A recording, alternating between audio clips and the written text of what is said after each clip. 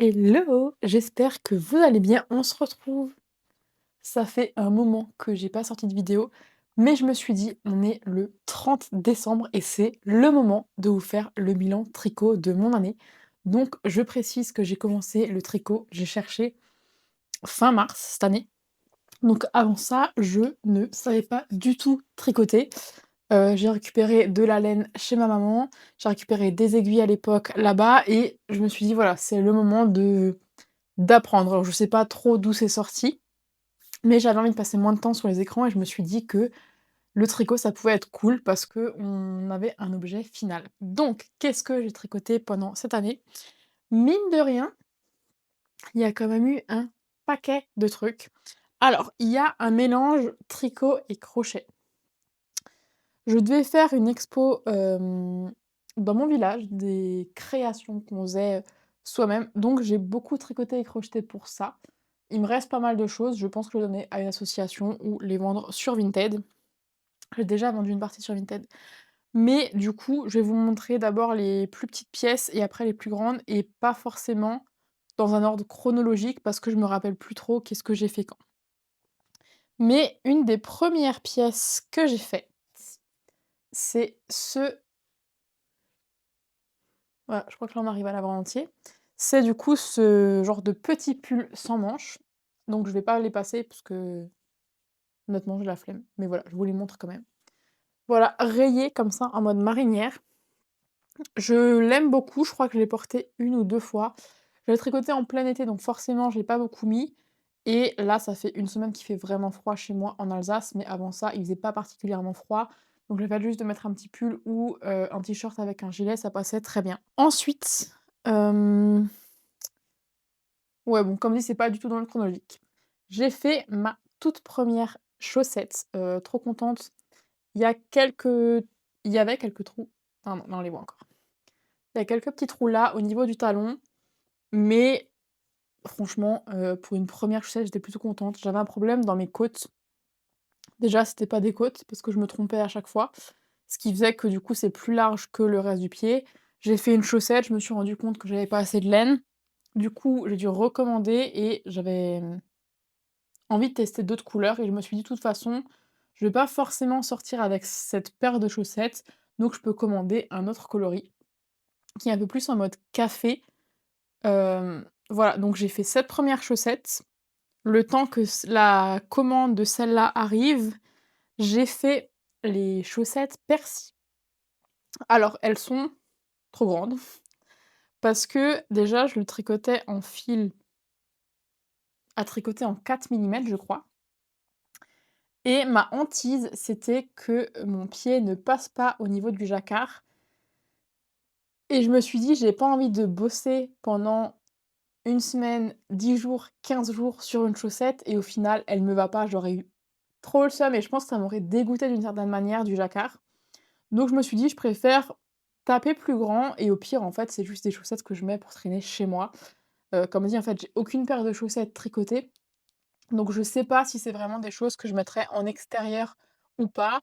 Mais voilà, pour une soirée en mode cocooning chez moi, j'adore les porter et si genre elles sont quand je les lave, elles se rétractent un peu donc ça va, mais si elles sont un peu distendues, je mets juste une autre paire de chaussettes en dessous et elles tiennent. Donc voilà et après du coup, j'ai fait celle-ci. Bien entendu, j'ai toujours des problèmes de quantité de laine. Je pense que c'est le truc sur lequel il faut que je bosse en 2026, mais je me dis toujours: «Ça va, ça passe». Bah non, ça passe pas, Noémie. Il y a un moment où juste il y a plus de laine et le yarn chicken, ça suffit plus. Ce qui fait que j'ai beaucoup de chaussettes en fait, j'ai que des chaussettes dépareillées. Donc la deuxième, j'ai fait les couleurs inverses. Celle-là est encore plus grande parce que le noir était du coup plus le fil noir était plus gros que le fil marron. Mais ce qui fait que j'ai mes 2 chaussettes persil comme ça, que j'adore. Je me suis fait une soirée cocooning à Halloween, j'ai adoré les porter. Donc ça, c'est des chaussettes que j'ai fait, heu mais comme dit, ce sont mes premières chaussettes, donc elles sont très loin d'être parfaites. En chose que je me suis tricotée pour moi, c'est une genre de Sophie Scarf, Sauf que normalement la Sophie Scarf, il me semble, hein, parce que j'ai pas acheté le patron, il y a une augmentation que d'un côté. Là, l'écharpe que j'ai faite, c'est une augmentation des 2 côtés et j'ai fait un paquet d'écharpes comme ça. J'en ai vendu pas mal sur Vinted et j'en ai fait pas mal aussi pour Noël, donc j'en ai offert plein et les gens ont été ultra ravis. Et moi, j'ai un problème, c'est que j'ai vite très froid aux oreilles et quand j'ai froid aux oreilles, ça me crée des douleurs, en fait. Et un bonnet, j'aime pas parce que ça m'aplatit les cheveux. Là, je sors du coiffeur, donc j'ai un brushing, ils paraissent relativement lisses, mais en temps normal, mes cheveux sont quand même vachement ondulés, voire légèrement bouclés. Ce qui fait que j'aime pas trop mettre de bonnet et quand je mets des bandeaux, j'ai souvent des irritations, là, au niveau du début de mes cheveux. Et j'ai vu ça chez Mon Jersey quand elle bossait dessus. C'était avant qu'elle sorte le patron, donc c'est pas le même puisque il me semble, hein, j'ai pas acheté le patron non plus, mais qu'elle, elle fait les augmentations là au milieu. Moi, j'ai fait juste les augmentations sur le côté, mais c'est dans le bonnet vintage. Ce qui fait que je peux le porter comme ça. Ça me réchauffe les oreilles, mais ça m'aplatit pas les cheveux, ça me crée pas d'irritation et j'en suis franchement très satisfaite. Et ça a été la première laine que du coup que j'ai achetée dans une mercerie et je sais pas si vous allez bien voir, mais il y a des genres de petites bubbles. Alors c'est fait exprès, c'est pas du tout moi qui les ai faites, parce que moi je ne sais pas les faire, mais un peu plus brillantes et j'aime beaucoup. Je me demande si c'est pas un fil de lurex peut-être? Parce que je sais qu'il y a une toute petite je crois qu'il y a 5 de lurex dans cette laine et du coup le combo des 2.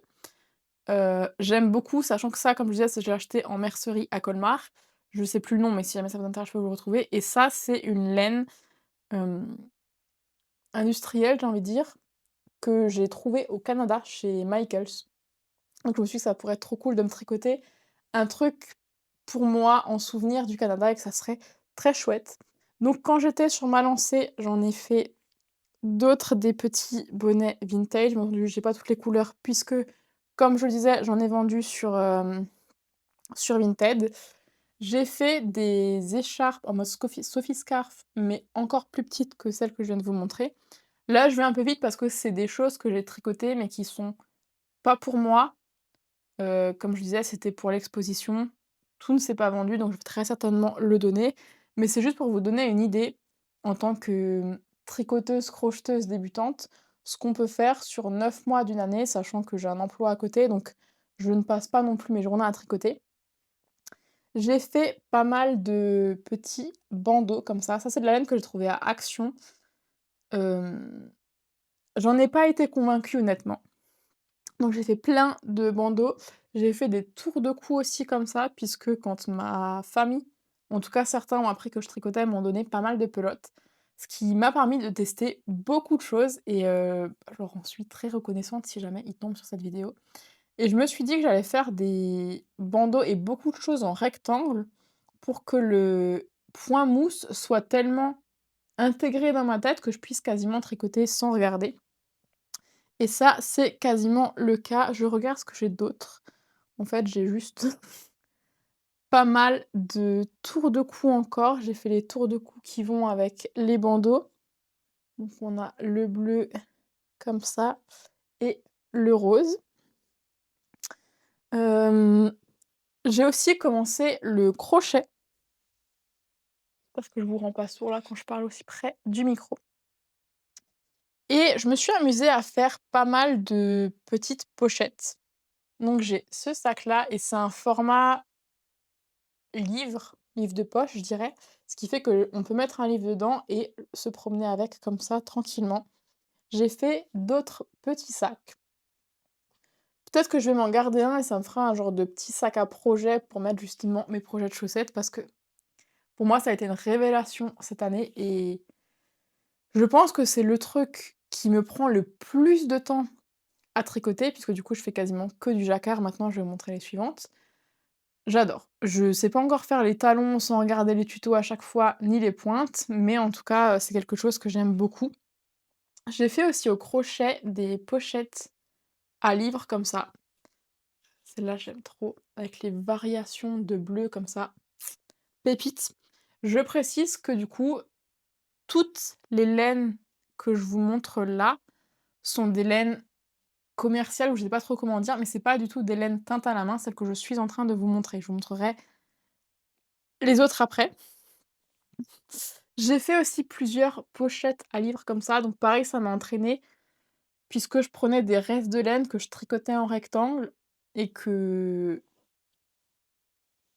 moi je l'ai cousu comme ça, que je tricotais en rectangle, après je faisais des coutures et ma tante m'a aidée du coup à faire les doublures en tissu dedans, donc ce qui était plutôt cool, ça évite que la pochette, elle se détende de trop. Ensuite, j'ai aussi reçu des pelotes rouges et avec des genres de speckles verts et jaune. Oui, un peu de jaune, mais c'est surtout du blanc qu'il y a dedans. Et j'avais que 2 pelotes. Je n'avais aucune idée de quoi tricoter avec, mais j'avais envie de le garder pour moi parce que si vous le savez pas, je suis une grosse fanatique de Noël et je me suis dit: «C'est de la laine qui fait un peu kitsch, mais on va jouer dans le kitsch au maximum et on va garder».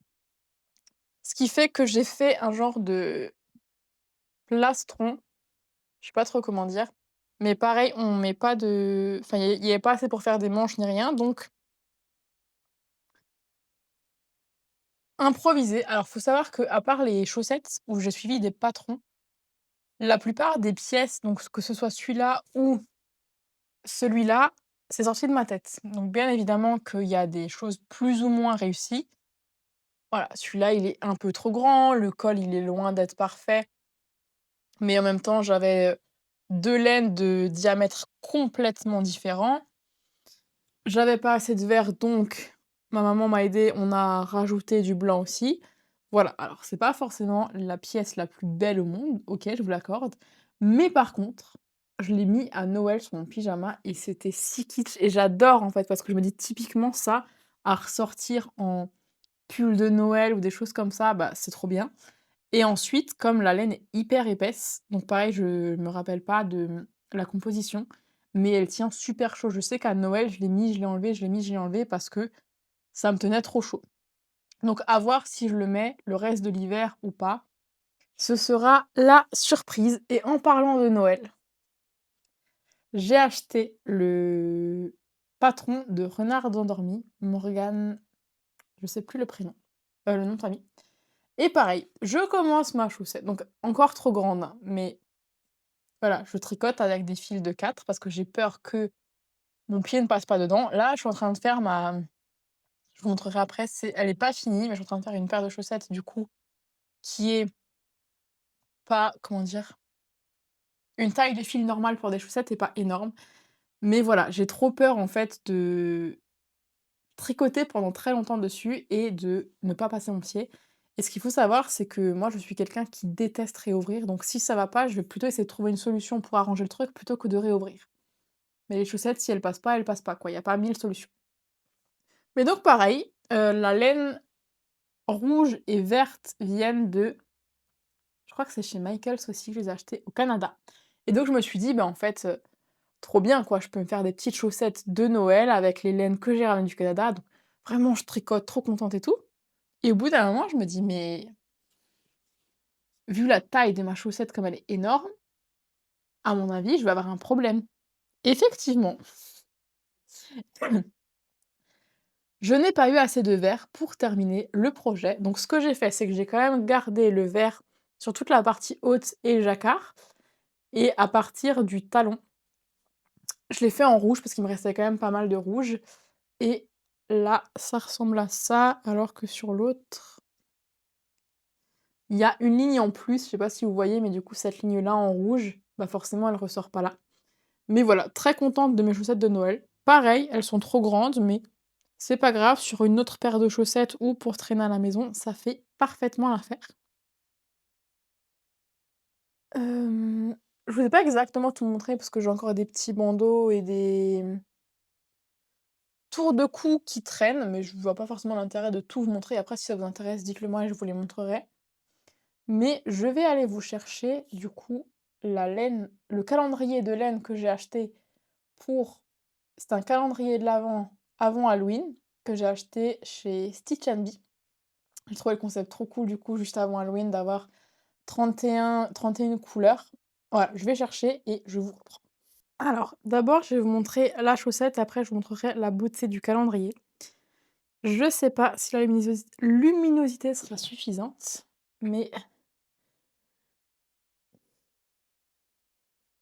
c'est des genres de rennes ou d'élan, je sais pas trop comment dire. Et c'est pareil, un patron de renard endormi que j'ai reçu pour les vœux les nœuds. J'ai trouvé ça trop cool. Et donc les couleurs que je suis en train de tricoter, ce sont ces 2 là.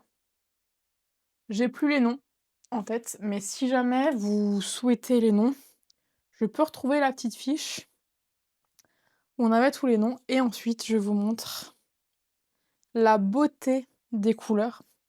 Sachant qu'il me semble, il y avait 3 thèmes. Au niveau des coloris différents, du coup, je regarde là-bas parce que j'ai mon ordinateur, il y avait sorcière qui était dans les tons de vert, jaune, violet et gris. Il y avait vampire qui était dans les rouges, gris, blancs. Et il y avait zombie qui était dans les tons un peu marronné, orangé, violet. Et évidemment, ceux qui me connaissent, vous savez que j'ai choisi zombie. D'ailleurs, si ça vous intéresse, j'ai ouvert pendant des vlogs octobre, je crois, les couleurs. Et donc, voici les couleurs qui me restent, que j'ai pas encore utilisées du coup, parce que je ne savais pas du tout comment l'utiliser. Et c'est la première fois que je les tricote dans ma chaussette. Franchement, j'adore. C'est la première fois que je tricote des laines d'une teinturière. J'adore. J'ai envie de continuer à en acheter. Je sais que ça reste un coût, que c'est un coût complètement justifié vu le travail qu'il y a derrière. Je pense que l'année prochaine, je craquerai sur Bulbe Bizarre, sans aucun doute. Mais voilà, je vais vous montrer mes coloris favoris. Moi, je suis pas très orange fluo. On en a plusieurs qui sont, comme ça, où c'est vraiment fluo et en fait, comme c'est 2 couleurs, je peux vous montrer sur celui-là qui est en train de se défaire. C'est 2 couleurs comme ça qui sont sur le même écheveau. Donc si j'ai bien compris, ça, fait une rayure en fonction de la taille, hein, forcément, mais une rayure orange, une rayure, grise ou de l'autre couleur. Je trouve l'orange un peu flashy, mais voilà, c'est que mon avis et ils seront bien évidemment utilisés. Mais étant une fan de marron,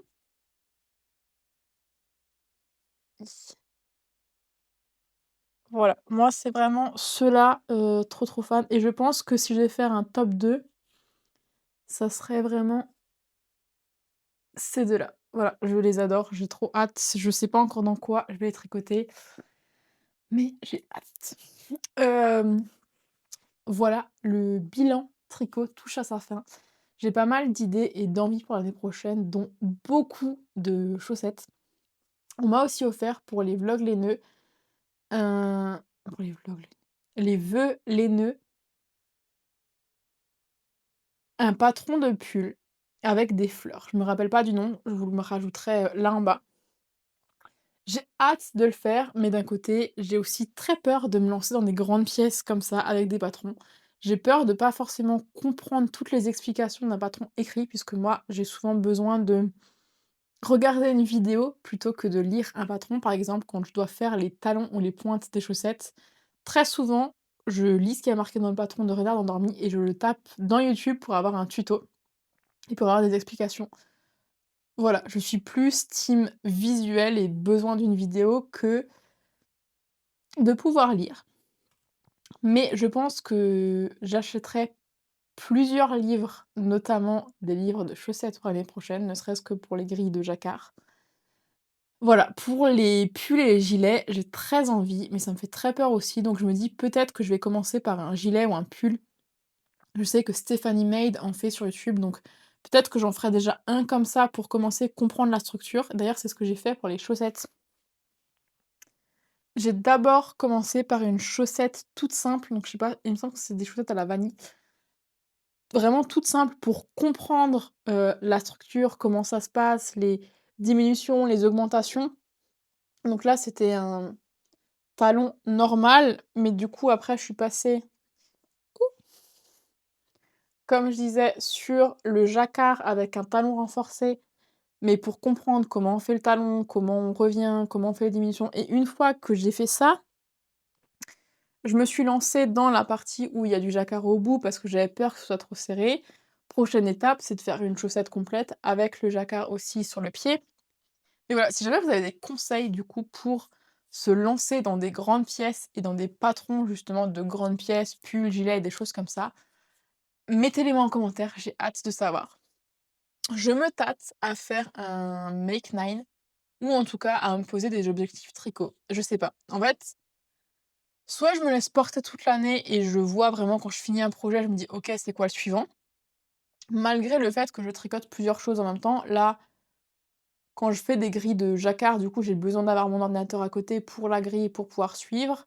Mais il y a des moments où genre je suis juste dans mon lit le soir, j'ai envie de tricoter et du coup, je faisais des pochettes ou je faisais, les écharpes comme ça, comme je savais, que toutes les 7 mailles, je faisais une augmentation. J'ai fait quelques chouchous aussi, donc c'est juste faire des, rectangles et après, il y a une manip à faire pour les coudre, rajouter un élastique. Mais voilà, soit je me laisse porter toute l'année, soit je me fais un make nine en gardant en tête que c'est vraiment juste des idées et que je suis pas obligée de me mettre la pression de réussir. Mais en tout cas, si j'en fais un ou si je me pose des objectifs tricotesques pour, l'année prochaine, dites-moi si ça vous intéresse que je fasse une petite vidéo dessus aussi ou pas. Voilà, j'espère que cette vidéo vous aura plu, que vous aussi vous aurez bien tricoté cette année. Dites-moi en commentaire c'est quoi votre pièce préférée que vous avez tricotée cette année et on se retrouve bientôt dans une prochaine vidéo. Ciao, ciao!